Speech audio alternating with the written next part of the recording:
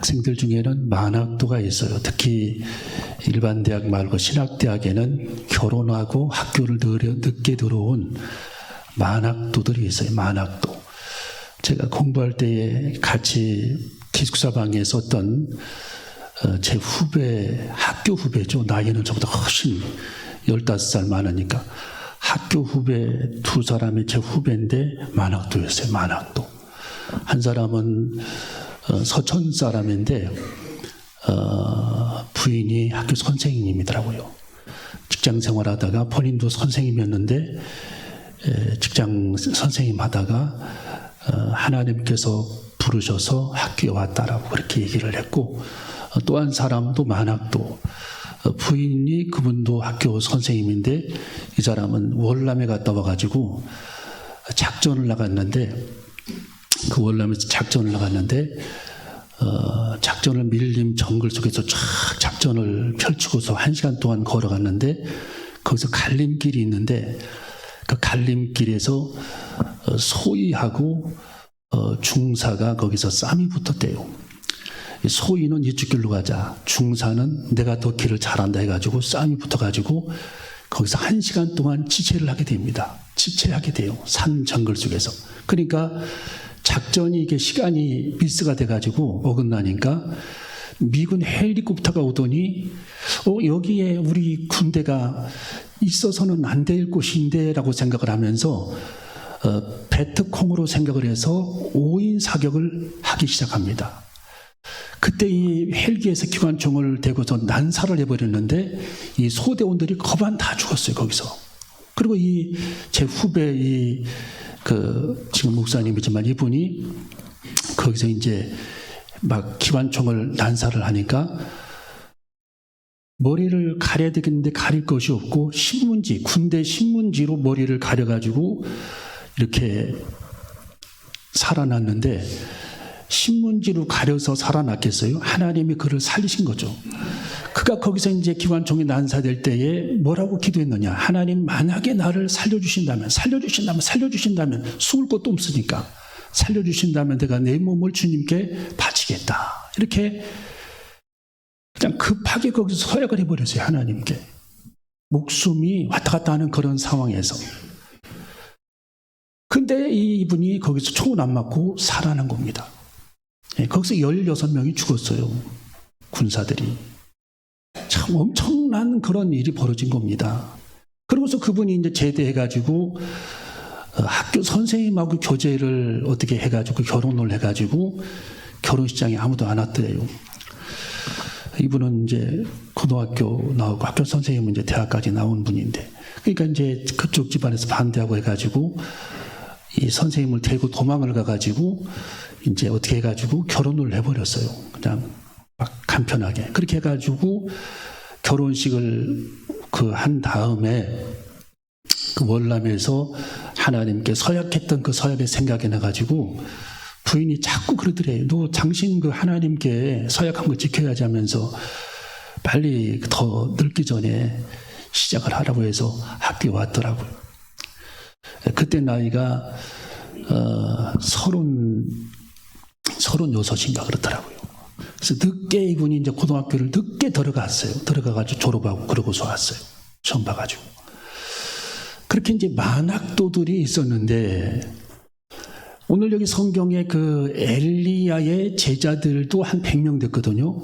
오늘 이 성경에는 엘리사입니다. 엘리사의 제자들도 그대로 성계가 돼가지고 거의 그 제자들이 엘리야의 제자들이 엘리사에게 붙어서 제자들을 이 엘리사가 데리고 생활을 하게 되고 그들의 모든 먹고 마시는 문제까지 책임을 지고 그들을 데리고 다녔습니다. 자, 그런데 이 결혼을 한 이 엘리사의 제자 중에 이제 한 사람이 이제 병들어서 죽고 그 부인이 엘리사를 찾아오게 됩니다. 뭐 때문에 찾아왔느냐? 우리 남편이 하는 일도 없고 공부한다고 선생님 따라다니다가 빚만 잔뜩 져가지고 지금 빚이 엄청난데 이 빚을 갚지 못한다고 그래가지고 돈을 빌려준 사람이 빚을 갚지 못하니까 우리 두 아들, 당신의 제자의 그 두 아들을 데려다가 노예로 삼고자 합니다. 엄청난 일이 벌어진 거죠. 노예로 삼고자 합니다. 참 기가 막힌 일입니다. 그러니까 이 엘리사 선지자가 오늘 여기 성경에 보면 뭐라고 말씀이 기록이 되어 있느냐. 자, 2절에 보면은 엘리사가 저에게 이르되 내가 너를 위하여 어떻게 하랴. 여러분, 이것은 주님의 음성입니다. 여러분, 주님이 여러분들이 고민이 있고 염려가 있으면 우리 주님이 그런 눈으로 바라보시는 거예요. 내가 너를 위하여 어떻게 해주면 좋겠냐. 오늘 여러분에게 질문하시는 주님의 질문입니다. 내가 너를 위하여 어떻게 하랴. 한번 따라할까요? 내가 너를 위하여 어떻게 하랴. 여러분, 예수님께서 여러분에게도 그렇게 질문을 하신다라는 거예요. 내가 너를 위하여 어떻게 하랴. 따뜻한 그 주님의 질문이시죠. 네. 여러분, 이 예수님의 질문이라고 생각하면 됩니다. 하나님의 지금 물으심입니다. 네. 내가 너를 위해서 무엇을 하여 주길 원하느냐. 자, 그러면서 내 집에 무엇이 있느냐라고 질문을 합니다. 너희 집에 무엇이 있는지 내게 솔직하게 말해라. 여러분, 이것은 기적이 나타나는 첫 번째 원리입니다.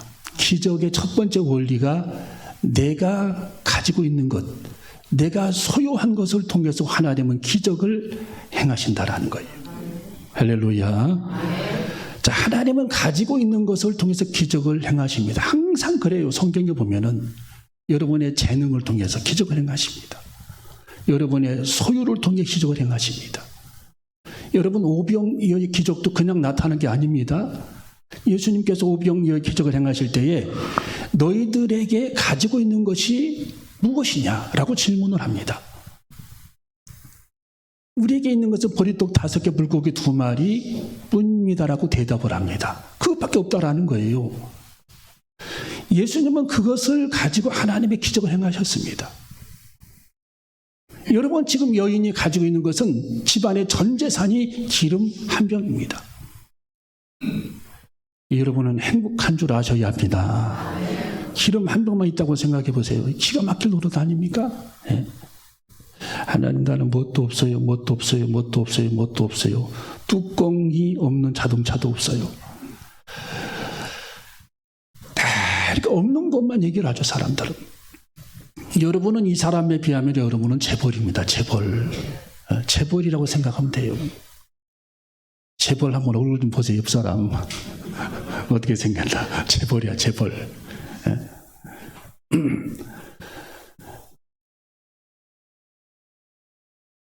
여러분, 예수님은 가지고 있는 것을 통해 역사하셨어요. 예. 여러분이 재능이 있다면 그 재능을 통해. 미국의 록펠러가 어머님이 그 록펠러가 이렇게 성장을 하면서 직장에 들어가서 16살 때 책에 나와 있어요. 16살 때 직장에 들어갔는데 첫 월급을 받게 됩니다. 그 첫 월급이 $1 50센트예요. 물론 그 당시 1800년도니까 지금으로 말하면 조금 큰 돈이지만 그때나 지금이나 그렇게 큰 돈은 아니죠. 큰 돈이라고 해도 2,000원 조금 넘는 돈, 2,000원 조금 넘는 돈. 네. 그게 첫 월급이에요. 록펠러 어머님이 록펠러에게 뭘 가르쳤냐 하면은 11조를 가르쳐요. 11조. 예. 어떤 분은 제게 왜 11조 얘기를 그렇게 안 하냐고 하는데 그런 설교를 자꾸 하면 사람들이 오해를 해요. 예. 자꾸 막 이렇게 오해하는 자체가 그게 악한 거예요. 예. 성경에 있는 대부분 가르쳐야 되는데. 여러분, 11조를 그 부모가 가르치니까 예, 이걸 해야 됩니까? 라고 얘기하니까 이 록펠러가 어머님에게 꼭 이걸 해야 됩니까? 아, 성경에 다 그게 기록되지 않았냐? 말라기 전장에 그게 기록되지 않았냐? 네가 하나님에게 복을 받으려면 하나님의 것을 하나님께 심어야 하나님의 씨앗을, 하나님의 내게 주신 씨앗을 도로 심어야 그 싹이 나는 건데, 네가 수박을 한 통을 얻으려면 씨를 숨어야 싹이 나는 건데, 네가 그 씨까지 다 먹어버리면 주님께서 싹을 무엇을 통해 띄우겠느냐? 하나님은 네가 가진 것을 통해 일하신단다 하면서 그에게 11조를 가르쳤어요. 그래서 16살 때 첫 월급을 받은 록펠러가 어머님에게 철저하게 그 교육을 받아가지고 하나님에게 11조를 드리기 시작합니다. 그는 미국에서 제일 가는 그런 재벌이 될 때까지도 계속 그 11조를 했는데, 이 록펠러가 나중에 딜레마에 빠져. 왜? 11조를 내는 금액이 너무 많아. 이 돈을 내가 내야 돼? 막 한 달이면 수천억씩을 냅니다. 수천억씩을. 이야, 이 록펠러는요, 그때도 마음이 흔들리지 않고 이 11조만 계산하는 사람을 얼마나 많이 뒀냐면 40명을 고용을 했어요. 격리, 11조 계산하는 격리만. 왜? 록펠러는 돈을 하도 많이 벌어가지고 돈을 트럭에다 싣고 다녀요. 트럭에다가 25톤 트럭에다가 돈을 포장을 씌워서 싣고 다니는 사람이 록펠러예요. 아이고, 듣기만 해도 그냥 스트레스가 풀리네.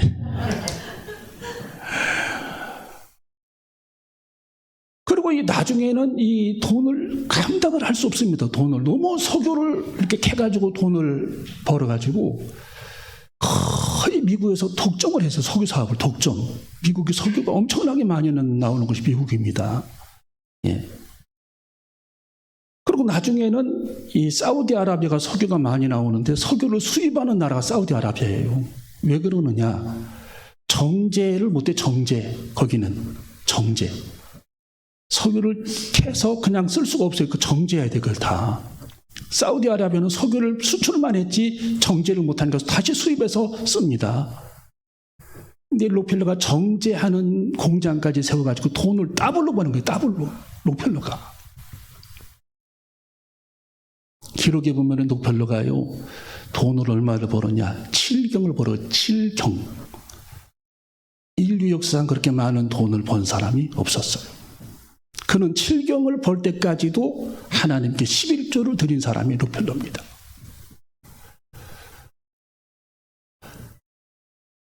여러분, 록펠러는 대학을 103개를 세웁니다. 선교 단체를 350개를 만들어요. 선교 단체를 어마어마하게 하나님에게 드리는 거예요. 네. 병원을 320개를 만듭니다. 교회를 얼마나 세우냐? 3,900개를 세웁니다. 엄청나게 큰 교회를 3,900개를 세웠어요. 그리고 전 세계 60개국에 원조를 했어요. 선교비를 보냅니다. 이게 보통 사람의 스케일하고는 이게 틀린, 여러분, 사람이 있다고 해서 주는 게 아닙니다. 오히려 없는 사람이 더 베풀어요. 있는 사람은 더 안 베풉니다. 이 시대를 보면은 재벌들이 더 막 움켜쥐고 있잖아요. 여러분, 록펠러는 있는 사람이었지만 가진 것을 하나님에게 전부 환원해서 드린 사람이 록펠러입니다. 할렐루야. 여러분, 그분은 그렇게 얘기했어요. 하나님이 내게 주신 것을 다시 심고 또 심을 때 하나님께서 거두게 하신다. 심자, 또 심자, 또 심자 하면서 계속 주고 베풀고 심고 드리고 하나님에게 이 일을 죽을 때까지 반복한 사람이 록펠러입니다. 여러분, 우리는 하나님의 것을 하나님이 붙잡으셔야 합니다. 하나님의 것을, 하나님께 드린 것을 주님께서 붙잡으실 때에, 오늘 여기 성경 내게 가진 것이 기름 한 병뿐입니다. 이걸 하나님께 드리겠나이다 하고 주님께 그걸 내놓는 거예요. 하나님께서 그것을 붙잡으셔야 되는 거예요. 붙잡으셔야 됩니다. 여러분, 보리떡 5개, 물고기 2마리를 우리 주님께서 붙잡으신 같이 하나님께서 붙잡으셔야 되는 겁니다. 그래서 우리는 하나님께서 기적을 행하실 때 어떻게 행하시느냐? 주님께서 그것을 붙잡으시면 기적이 일어나고, 주님께서 그것을 안 붙잡으시면 기적이 안 일어납니다. 여러분, 주님이 붙잡으셔야 합니다. 보리떡 5개 물고기 2마리를 우리 주님이 성경에 보니까 가지사 그래서 가지사. 주님이 붙잡으셨다. 하나님 붙잡으셨다. 우리 주님이 여러분의 재능을 붙잡으셔야 합니다. 여러분의 소유를 붙잡으셔야 합니다. 여러분의 기업을 주님이 붙잡으셔야 합니다. 하나님의 능력의 손으로 여러분의 가진 것을 주님이 붙잡으셔야 합니다. 주님께 드릴 것을 하나님께서 그걸 붙잡고 하나님의 기적을 행하시게 된다라는 사실을 우리는 기억해야 할 줄로 믿습니다. 철저하게 주님께서 붙잡힌 바 돼야 돼요. 예. 여러분 모세의 지팡이를 주님이 붙잡으시니까 기적을 행하잖아요. 그 지팡이가 뭐라고? 예. 베드로 주님이 그를 붙잡으시니까 크게 사용. 사도 바울 다메섹에 가다 주님이 그를 붙잡으시니까 큰 인물로. 여러분이 하나님 앞에 여러분이 하나님의 제단에서 붙잡힌 바 되어 주님 나를 써주시기를 원합니다. 주님 나를 사용하여 주시옵소서. 하나님의 제단에서 주님 빛을 발하며 사용하여 주시옵소서. 우리 인간의 수명이 얼마 남지 않았는데 내가 주님께 강하게 붙잡힌 바 돼요. 이 남은 시간 관뚜껑 관 속에 들어가기 전에 주님 나를 붙잡고 사용하여 주시옵소서. 우리 육체는 땅속으로 들어가지만 내 영혼은 천국 가는 길. 여러분 마태복음의 결론이 뭡니까? 킹덤 오브 갓이에요.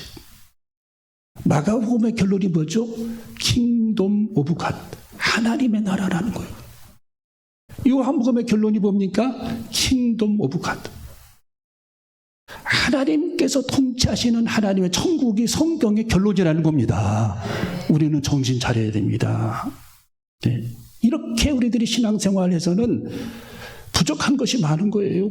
물론 여러분이 최선을 다하는 분도 있지만 네. 하나님 나라가 멀지 않은 겁니다. 여러분 성경의 결론이 천국 가는 길입니다. 네. 우리가 이 세상에 얼마나 살아갑니까? 며칠 안 남았어요. 네. 여러분 하나님께서 기다리시는 그 천국 가는 길 성경에 그게 결론이라니까요. 요한계시록 그 결론이 하나님 나라라니까요. 여러분 예수님이 산상수훈에서 그 성경에 노른자라고 말하는 산상수훈의 결론이 뭡니까? 심령이 가난한 자는 복이 있나니 천국이 그들의 것이다. 이게 결론이에요. 천국이 그들의 것이다. 예. 여러분 우리는 정신을 가다듬고 천국 가는 길 얼마 남지 않은 우리들의 인생 천국에 가야 되는데 예. 그 천국에 가지 못하면 여러분 오늘 두 번째 하나님의 기적의 원리가 뭡니까? 문을 닫아야 된다라는 거예요. 자 성경을 한번 읽어봅니다. 자 4절을 읽어봅니다. 4절 시작. 너는 내 두 아들과 함께 들어가서 문을 닫고 그 온 그릇에 기름을 부어서 산으로 옮겨오라. 아멘. 이웃집에 가서 그릇을 빌려와라. 왜 그러지? 왜 그릇을 빌려오라고 그러지? 토를 달지 않고 그릇을 빌려왔어요. 그릇을 빌려올 때 조금 빌려오지 말고 그릇을 많이 빌려와라. 많이. 성경에 조금 빌지 말고 빌려왔어요. 그랬더니 이 엘리사가 문을 닫으라 그랬어요. 문을 닫으라. 여러분 문 닫는 것이 비결입니다. 여러분 앞이 안 보이는 사람들이 맹인이다 이렇게 평가를 하는데 이분들의 영혼은 참 맑고 깨끗하다라는 거예요. 왜? 우리들이 보지 않아야 될 것을 봤어. 우리들은 본 것 때문에 실족하고 이게 마음이 상했는데 그들은 눈이 닫혀서 안 보여 그게. 그냥 주님만 생각한대요. 그러니 얼마나 그 영혼이 깨끗합니까? 우리 교회도 옛날에 눈이 안 보이는 분 한 번 나왔었거든요. 임집사님이라고. 예. 그분이 저쪽 서울로 그 연예인 저 높은 곳을 향하여 그분 그 맹인 그 집사님이 그 단체를 만들어서 거기로 이제 가셨는데 그분도 이 대화해 보면은 참 영혼이 깨끗합니다. 영혼이. 얼마나 긍정적이고 객관할지 몰라요. 제가 팔짱 끼고 시내로 식사하러 가자. 그러면은 막 팔짱 끼고 달리자면 달려. 막 달려. 스톱하면 또 스톱. 오늘 어떤가요? 날씨가 어떤가요? 오늘 좋아. 뭐 낙엽이 있나요? 낙엽이 있어. 색깔이 어떤가요? 색깔이 이렇게 주황색으로 변하다가 약간 그 회색으로 변하고 있어. 회색이 뭔가요? 어떻게 설명을 해? 주황색이 어떻게 생겼나요? 하늘이 어떻게 생겼나요? 지금 하늘이 푸른색이 뭔가요? 어떻게 설명을 해? 안 봤는데. 행복한 줄 아셔야 됩니다. 할렐루야. 따를 것 나는 행복한 사람이다. 행복한 줄 알아야 됩니다. 마음이 얼마나 깨끗한지 몰라요. 마음이. 여러분이 문을 닫으라는 얘기는 하나님께만 집중하라는 의미예요. 하나님께만. 문을 열어놓고 여러분 이 기름병에다가 이웃에게 빌려온 그릇에다가 기름을 붓고 있는데 계속 기름이 부어지고 또 부어지고 또 부어지고 또 부어지고 불어나고 또 불어나고 그릇마다 다 채워집니다. 기름이. 문을 열어놔 보세요. 사람들이 막 방해도 하고 소리도 지르고 너 뭔 짓이냐. 그게 무슨 하나님의 능력이냐 하면서 방해할 게 아닙니까? 세속의 문을 아예 차단을 시켜버렸다는 뜻입니다. 세속의 문. 여러분 우리들이 세속의 문을 차단을 시켜버리면 영안의 문이 열려지는 겁니다. 영적 세계의 문이 열려요. 한쪽에 손해를 보면 그게 손해본 게 아니야. 한쪽 문이 열려요. 우리들의 생활이 조금 어려우면 어려운 것으로 끝나지 않고 영적인 문이 조금 열려져. 자꾸 열려져서 주님을 더 사모하게 되는 거예요. 근데 가진 게 많아지고 막 재산이 막 이게 배 빼고 그렇게 불어나게 되면은요 예배드릴 마음조차 안 생긴다라는 거예요. 오늘 어디 골프장 가지? 이 생각만 들고 내일 게임 있는데 이 생각만 들고 그 생각 자체가 안 든다는 거예요. 그러니까 생활에 조금 쪼들리고 어려운 게 어떻게 보면은 큰 하나님의 축복이고 하나님의 은혜인 줄로 믿습니다. 하나님의 축복이라는 거 축복. 여러분 문을 닫는 그 시간을 통해서 하나님 앞에 기도하면서 세속의 문을 다 차단하고 주님께만 집중하는 거예요. 여러분 주님께 집중하는 시간 여러분 하루에 몇 분이나 됩니까? 우리는 5분이라도 10분이라도 20분이라도 주님께 아침이든 저녁이든 집중하는 1:1 주님과 만나는 시간을 가져야 할 줄로 믿습니다. 이모당이라고 하는 중국의 그 학자, 유명한 사람, 미국에서 살았어요. 교수였어요. 목사 아들이었습니다. 그분이 한가론이라고 하는 책 챕터에 차 한 잔을 끓여놓고 즐기지 못하는 사람은 인생의 절반을 잃어버린 사람이다. 또 그분이 차 한 잔을 끓여놓고 하나님과 대화하지 못한 사람은 인생의 절반을 잃어버린 사람이다. 마음의 여유를 가지고 주님께 집중하는 시간을 가져야 된다. 여러분 주일날 예배드리는 시간이 주님께 집중하는 시간이에요.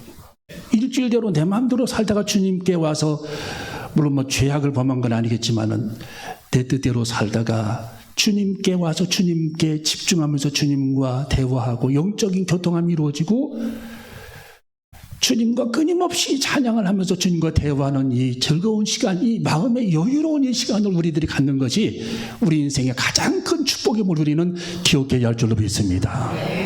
이게 얼마나 귀한 시간인지. 여러분 제가 어쩌다가 500리길 차를 몰고 한번 가봤어요. 혼자. 이야, 이렇게 운동하러 여러 명이 갔을 때에는 안 보여. 그냥 강인가 보다, 나무인가 보다 이렇게 생각하는데 혼자 가니까 다 보여. 그게 다 보입니다.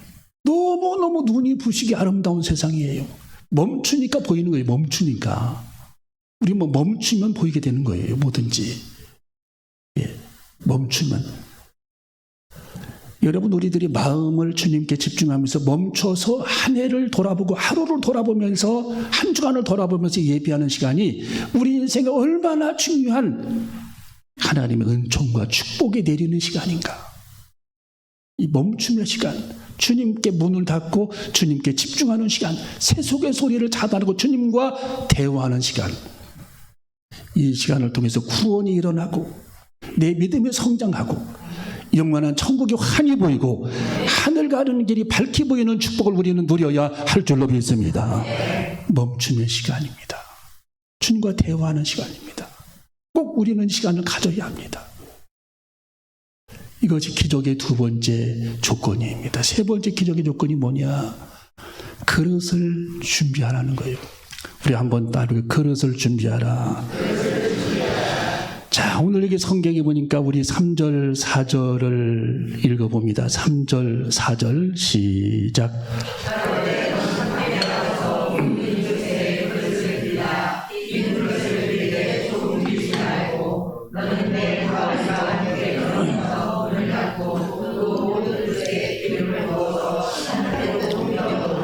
아멘. 자, 여러분이 그릇이 얼마나 중요하냐. 하나님의 축복은 여러분 그릇이 준비되어야 합니다. 그릇. 예. 우리가 구멍가게를 하든 뭘 하든 슈퍼마켓을 하든 뭘 하든 그릇이 준비되어야 돼. 그릇이. 예. 식당을 하든 뭘 하든 이 그릇이 준비되어야 한다.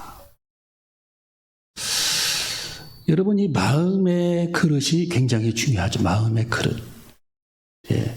여러분, 요즘 사람들이 산악 자전거를 타고 이렇게 산에도 왔다 갔다 하는데 이 산비탈을 막 오고 가는 이 자동차들이 있어요. 산비탈을 오고 가는 자동차가 산에 오르락 내리락 해. 바위가 막 울퉁불퉁한 계곡을 산이 이 자동차들이 그런 데를 다닙니다. 근데 그걸 이렇게 책에다 써놨던데 거기 보니까 이 산을 다니는 그런 자동차는 세 가지래요. 첫째, 쇼바가 튼튼해야 된다. 이 스프링이에요. 스프링. 바위가 있으면 그 스프링 장치를 통해서 바위를 넘어가야 돼. 바퀴가. 예, 바퀴가. 두 번째는 균형 감각. 자동차에 균형 감각이 있어야 돼. 왜? 다 울퉁불퉁하니까 바위가. 이 바위를 막 넘어서 가. 세 번째, 배기량. 엔진에 힘이 있어야 된다. 힘이. 엔진의 힘. 이걸 가지고 이 계곡을 오르락 내리락 한다라는 거예요. 이 자동차가. 배기량. 여러분, 사람의 마음의 그릇이 작아져 버리면 조그마한 일에도 사람이 넘어집니다. 아무것도 할 수가 없어요. 아무것도. 예. 마음의 그릇이 작으면 어떤 단체에 가든 뭘 하든 다 금방 거기서 시험에 들어버려. 예. 금방 넘어져. 여러분, 가는 곳곳마다 거기에는 가라지들이 있어요. 살쾡이들이 있어요. 핥히는 사람이 있어요. 그것을 넘지 못하고 인내하지 못하고 참아내지 못한 우리들은 시험에 들어서 끊임없이 그릇이 와장창 깨지고 또 깨지고 계속 깨지다가 인생 끝나는 겁니다. 여러분, 지금 오늘 여기 하나님께서 우리에게 주시는 영적인 깊은 교훈이 뭡니까? 그릇을 넓게 하라는 것. 그릇을. 큰 그릇이 되라. 그릇을 많이 빌리라는 얘기는 용량을 크게 하라. 그릇을 많이 빌려라. 용량을 크게 해야 된다. 이 간장 그릇 식당에 가면 주는데 간장 그릇은요 더 이상 간장 그릇 이상 쓰지를 못합니다. 왜? 너무 그릇이 작아. 예. 냄비 같은 거는요 찌개 그릇으로 씁니다. 왜? 그릇이 조금 커. 목욕다라는요 굉장히 그릇이 큽니다. 많은 물을 담을 수 있어요. 그릇이 굉장히 큽니다. 여러분, 큰 그릇이 되라는 의미입니다. 할렐루야. 여러분, 우리는 하나님 앞에 큰 그릇으로 살아가는 저와 여러분이 되어줘야 할 줄로 믿습니다. 여러분, 마음의 그릇을 넓혀야 되죠. 마음의 그릇. 예. 이런 사람이 이런 얘기해도 그냥 수용하고, 저런 사람이 저런 얘기도 그냥 수용하고, 그냥 한 귀로 듣고 한 귀로 흘려. 마음에 안 들면. 그게 수용하는 사람의 큰 그릇입니다. 일일이 대꾸할 필요가 없습니다. 예. 마음의 그릇을 준비해야 됩니다. 마음의 그릇, 큰 그릇이 돼야 돼요. 큰 그릇. 여러분, 학생들이 식판을 들고 쭉 점심때 서 있는데 그릇이 없는 애들이 있어요. 빨리 더 그릇을 가져와라, 선생님이. 여러분, 그릇을 준비해야 합니다. 하나님의 축복은요, 그릇이 준비된 사람에게 하나님의 축복을 담아주시는 거예요. 하나님께서 아무리 주고 싶어도 그릇이 작아. 그러면 하나님의 축복이 이게 그냥 간장 그릇 이것만큼만 받아라고 생각을 하는 거예요. 오늘 여기까지. 우리들의 마음의 그릇을 크게 넓혀야 돼요. 여러분, 고린도전서 6장 13절에 너희는 마음을 넓히라고 말씀을 주고 있어요. 마음을 넓혀야 된다. 여러분, 우리는 사랑의 그릇을 넓히는 저와 여러분이 되어줘야 할 줄로 믿습니다. 1948년 10월 달에 손양원 목사님의 두 아들이 총에 맞아 죽임을 당합니다. 전라남도 여수에서 여순 반란 사건이라는 반란 사건. 6.25 전쟁 전에 우리나라에 빨갱들이 많았어요. 예. 거기서 그 여순 반란 사건이 일어났는데, 여순 반란 사건이 일어났을 때 그 빨갱이들, 그러니까 북한 6.25 전쟁이 일어나기 전인데도 그렇게 북한 사상에 젖어들어 있는 사람들이 많았어요. 우리나라에. 남로당이 지리산을 중심으로 활동을 많이 했잖아요. 이 사람들도 제주도까지 가가지고 제주도 4.3 사건을 일으키고, 예. 교회 예배 드리는데 와가지고, 손양원 목사님네 교회 와가지고 자녀들이 6명인데 첫째 맏아들에게 이렇게 질문을 합니다. 그 빨갱이가, 청년이죠. 너 예수님 믿냐? 총을 들이대면서 나 예수님 믿는다. 그때 빠당 하고 쏴버립니다. 그걸 둘째 아들이 지켜봐줘요. 차남이. 너도 예수 믿냐? 나 예수님 믿습니다. 총불이 들이댔는데도 예수 그리스도를 입으로 신했다라는 거예요. 빠당 하고 그걸 쏩니다. 여러분, 가정이 얼마나 큰 아픔이고 비극입니까? 재판이 벌어집니다. 전쟁이 끝난 다음에 재판관이 사형을 언도를 했어요. 그 죽인 청년에게. 근데 그 재판석에 손양원 목사님이 나타나가지고 이 사람을 제가 책임지고 선도하고 오늘부터 제 아들로 받아들이고 살겠습니다. 해가지고 그게 재판정에서 그게 받아들여졌어요. 손양원 목사님이 그 자기 두 아들을, 죽인 아들을 자기 양아들로 삼겠다라는 겁니다. 내가 인생을 책임지겠다. 그를 사형을 시키지 말라. 그리고 그게 받아들여져가지고 그를 데려다가 자기 아들로 삼게 됩니다. 그릇이 그렇게 큰 사람이요. 손양원 목사님이. 예, 저는 그거 보고 깜짝 놀랐어요. 여러분, 우리는 그릇을 큰 그릇을 만들어야 할 줄로 믿습니다. 하나님, 제 마음의 그릇을 넓혀주세요. 종쟁이만한, 너무 작은 스케일도 작고 믿음도 작고 사랑도 없는 이 마음을 하나님 넓혀주세요. 하나님 넓혀주세요. 성령의 능력으로 넓혀주십시오. 성령의 능력으로 제 마음의 그릇을 넓혀주세요. 우리는 그런 다짐과 함께 오늘 성령의 능력으로 뜨겁게 제 마음을 하나님께 넓혀달라고 기도하면서 하나님의 기적의 역사가 이 넓은 그릇을 통해서 나타난다라는 사실을 깨닫고 마음의 그릇을 넓혀가는 저와 여러분이 되시기를 주님의 이름으로 축원합니다. 여러분이 여인은 그릇을 빌려왔는데요, 문을 닫고 자기 한 병 기름으로 따르기 시작했는데 이 기름이 끝이 없이 나오기 시작하는 겁니다. 하나님의 기적은 옛날에도 나타났더만 지금도 하나님의 기적이 나타나게 되는 것입니다. 끝도 없이 그 기적이 나타나요. 근데 딱 기적이 끊겼어. 언제 끊겼냐? 마지막 빌려온 그릇에 기름을 담았을 때 딱 하나님의 기적이 끝나버립니다. 여러분, 그 여인이 무슨 생각을 했겠어요? 이럴 줄 알았으면 더 빌려올 걸.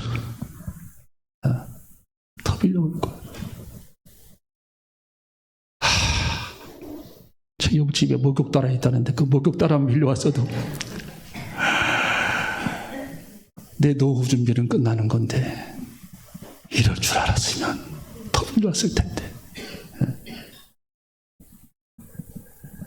여러분, 그 기름을 발라서 이 여인은 빚을 다 갚고 자기 생활비로도 계속 쓰게 됩니다. 여러분, 우리는 그릇을 많이 빌렸듯이 우리들의 그릇을 축복을 담을 수 있도록 크게 해야 합니다. 하나님, 내 믿음의 그릇도 크게 하시옵소서. 아브라함은 믿음의 그릇이 커서 하나님의 그를 75세 때 부르셨을 때에 이 천길에서 하나님께서 그를 불러 이스라엘 땅까지 걸어왔는데, 하나님이 뭐 한 번 그를 부르셨는데 그걸 하나님 말씀 믿고 걸어온 거예요. 또 이스라엘 땅에 정착할 때 아들을 데려라 했을 때 그 아들을 양처럼 잡아서 하나님께 드리기 위해 그를 데려다가 제단에 올려놨을 때에도 하나님 앞에 철저히 순종해서 믿음을 하나님께 보였어요. 그 믿음의 그릇. 여러분, 이것이 아브라함의 믿음의 크기였습니다.